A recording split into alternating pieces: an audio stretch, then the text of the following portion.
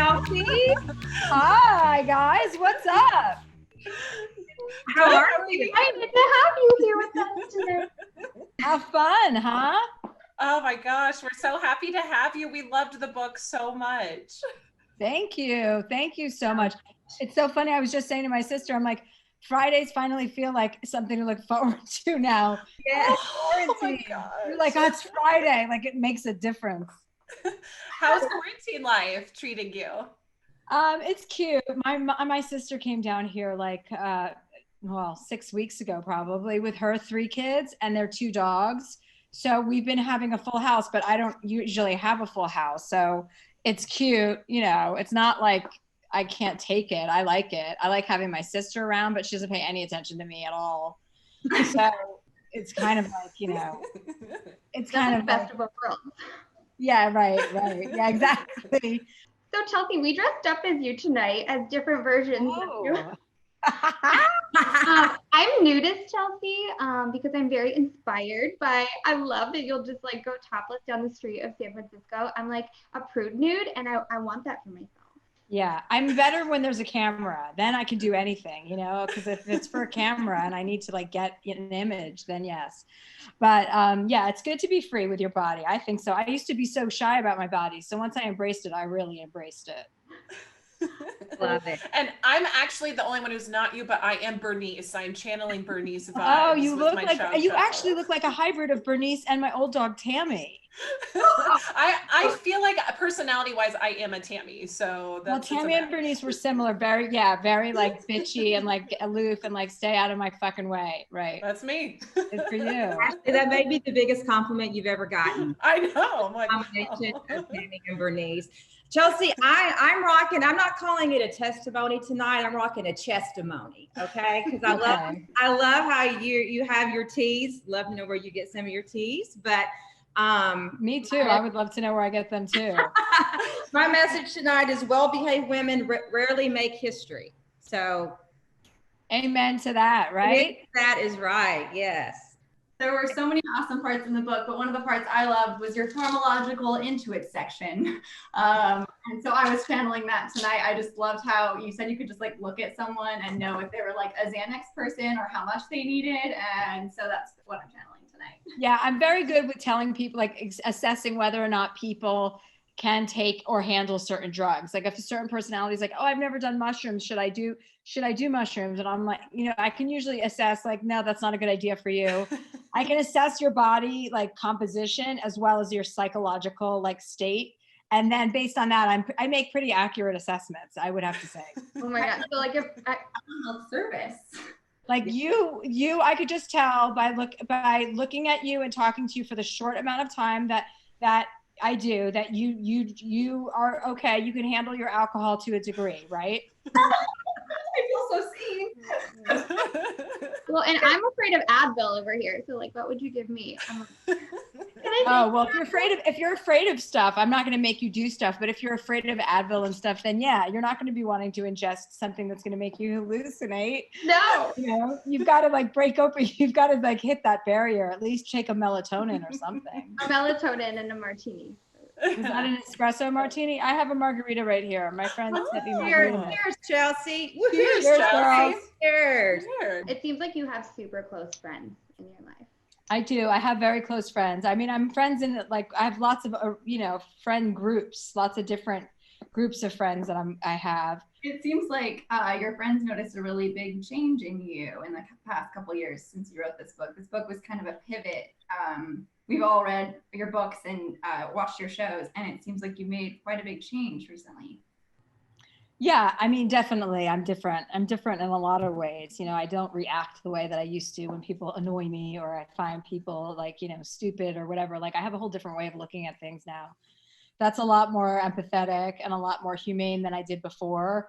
And I didn't, I operated out of just like defense before and ego and all of that stuff. And when I was able to like gain some self-awareness from my psychiatrist that once I was ready to actually hear the bad news, like, hey, what do you think is wrong with me? Like, why am I such a bitch? And why can't I control my temper? Like all of these things, it was very useful for somebody to give me the gift of self-awareness. you know, to tell me, hey, this is where your shortcomings are. You know, that's not the end of the road. You can actually cultivate more empathy, or you don't have to react, you know, like to chill out and be like, and be, you know, and that becomes scary too. Cause then you're like, well, what about my personality? Like, I am a bitch. That's what makes me me. I'm like, how do I not be a bitch and be a bitch? You know what I mean? But I think over time, you know, there was a period where I was like really like kind of a loner. Like I wanted to like be alone and be with myself and just like understand like, you know, how much of me is real and how much is like a defense, and kind of really like examine it, you know, because I have the luxury to, only because most people don't. And so then, you know, you slowly like, oh, you're like, okay, I've got all these issues. I'm very self-aware. Then you're very hyper self-aware. You're like assessing what you're doing in every situation, making sure you're acting in the best interest of other people, you know, being compassionate and kind and not judging people. And then eventually your old personality melds with your new one. And it's like, okay, now this feels normal again. You know what I mean? Yeah. I was wondering about that because one of my favorite things is when you like flirt fight with people. I'm like, I wonder, like when you were flirt fighting with Diplo in one of your interviews. I was like, yeah, I Diplo love and I that. were flirting. Yeah. I love that when you side eye the camera and you're like, I'm like, did they fuck after? I don't know. Who knows? We don't know. Yeah, it's fun to flirt. I miss flirting with people. Yeah. Have you been flirting or dating at all, I guess, in the virtual world? Have you been exploring that in Zooms? No, I have not been on Zooms with men. I mean, I have a couple. No, I don't have anything really going on to report. Nothing. Any projects you're excited about that are coming up? Yeah, we're doing, I have a production company, so I bought the rights to a bunch of books. And so we're developing those. Books like Men Explain Things to Me by Rebecca Solnit, a book called Unspeakable, a bunch. So we have a production company and we kind of are putting together projects for, you know, different directors, writers, and stars, actors, and talent. We're making my book into a show. I sold the rights to that to Universal, where I have a deal. So yeah, we're doing, you know, a lot of different, you know, with television right now, it's like everyone's just dying to get back into doing something. So I think everyone's kind of waiting for the first person to go and test it out, because I'm not ready to go back out there right now. I'm not doing that. You know, I'm not cool with this whole, like, let's open it back up. I think the people who can afford to stay home really need to stay home. Couldn't agree more. Yeah. And we're in a state where it is opening up more and more, and it's a little scary. Where are you guys? We're in Texas. Oh, right. Okay. Now, you know, our mayor is encouraging us to stay in, but as a state, it is definitely opening up. So. And are you guys going out and about and seeing people? Are you having social distancing, like drinks or anything like that?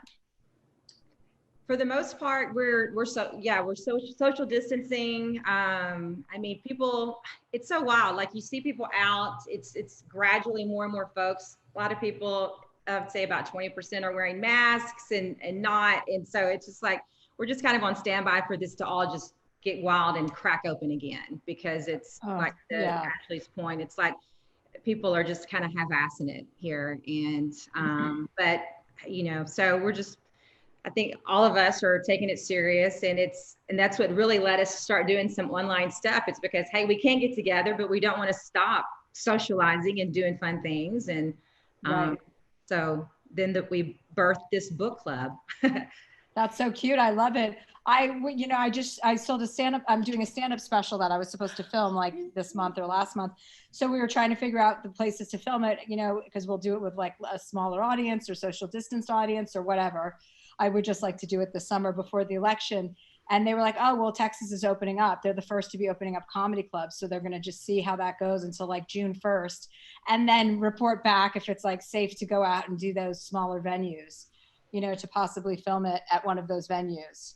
But yeah, it's like we're all basically waiting for people to experiment and see if they survive this. I mean, we couldn't be like in a worse situation with leadership. It's like you just have to make your own call and be like, okay, I want to stay home. That's the only place to be safe, for sure. Yeah, and even calling it leadership's a stretch, isn't it? It's a stretch.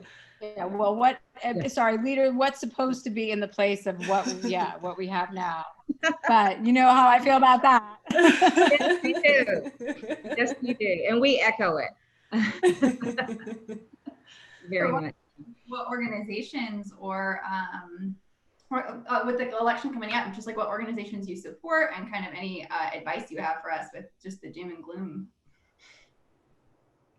Well, I think it's also important to like just pay attention to state and local elections, you know, what's happening in your counties, like especially in Texas, you know, like you have all these like county commissioner seats that are really important. So it's about like really finding out in your district, like down ballot, who's running and who's, you know, you guys have like so many incredible people that were elected the first time in 2018. Like there's, what's her name from Harris County that's running, Lena Hidalgo. And then I think she's rerunning, but like, it's so important for us to always like know about these races because they're all, you know, at different times. Like we have a race for Katie Hill's seat here on April or, you know, May 12th. And it's like, nobody knows about that, especially in the time of Corona. Like no one's paying attention to like contributing to candidates. So it's really kind of like our responsibility to just spread as much information as we can on social media and stuff, because people do want their voices heard, especially now that we see what it's like to have a moron in the White House during a pandemic. Absolutely. And we'll do anything to prevent Velveeta. And on that light note. But before, we know our things, time is limited. We'd love to talk about just a little bit more about your book. What were some of the harder pieces to write? Like, what was your writing method? What did you do to kind of prepare for this? Did you revisit certain chapters? Because you do get very real in some of these moments. It's very hard hitting. So was it difficult to write at certain times? It wasn't difficult to write. It was like, it felt like a, you know, I was just like a catharsis. Like it really just felt, as soon as I became aware of everything that I was experiencing and why I was experiencing it, and him drawing everything back to my brother dying and not taking that event for what it was at the time, because I was emotionally unable to, you know, deal with that, for that to just get stuck inside of you, it eventually comes to the surface. So he made me, it wasn't so hard to write. It felt like, oh, finally, like as soon as he was telling me everything, I wanted to just tell everybody anyway. I was like, oh my God, if this is me, this has got to be millions of women that feel like me. So that's usually the case. You know, usually when we experiencing something, or we experience something that we think we're the only ones that go through it. And it's like, no, there's so many of us. So it's nice to share. I've always overshared, no problem there. So I was like, why not overshare the really good stuff? I would be curious to know too, Chelsea, you talk about in the book, like early on in your career, how you would define success. Like it was, you wanted this ability to have this lifestyle and just to have this team, and now that you've gone through this exploration, like how would you define success now? Like what does that look like for you? I mean, you know, it really is, it's a great question because it's an ever changing answer. You know, I think you want it to be, you know, I want it to be just that I'm happy internally, but of course, you know, as I sit here in these days, like I'm like, oh my God, thank God for my house. I find myself being grateful for all the material things. You know, I find myself going, thank God I have the money to support this and I can, whatever, you know, like you do find value. I found value in that, in being able to take care of myself and help other people. Right. But in terms of success, like, you know, I think is to really operate from a place where you're not worried about what other people think. Like you're operating from your true essence and who you are, and you're not doing anything to please anybody for the wrong reasons. You know, I think that's really just, I like being fearless, and sometimes, you know, sometimes I can get in my head, and I want to be a person who knows that when I'm going through those difficult times, that they're short, they're temporary, and that I can still act in my best, you know, as my best self when I'm going through a difficult time. I love that. I love that. And I got to tell you, at the end, like you just wrapped it up so awesome. I finished on my walk, so I was listening, and people were probably thinking I was having a Corona fit because I'm like just fist pumping and air kicking, and I'm like, yeah, that's a rally cry. Like it's contagious, you know, and there's power in numbers. And so I just, like, I don't know, I was walking taller and just wanted to be better and do more. So that's why we're encouraging as many people as we can to read this book, because it was really a game changer for all of us. So thank you for being so vulnerable. Well, thank you, girls. Thank you. Oh, well, thank you. That's such a huge compliment. All of you, I really appreciate it. And it's so cute that you put the book club together. This is like what everyone should be doing. Reading. So we're not so fucking stupid. Reading and voting. Reading and voting. And I'm so glad. Yeah, reading leads to vote. Reading leads to voting.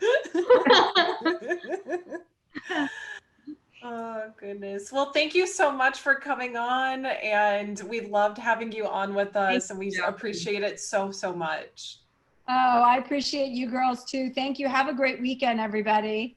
You too. And cheers to you. Cheers, Cheers, girls. Thank you.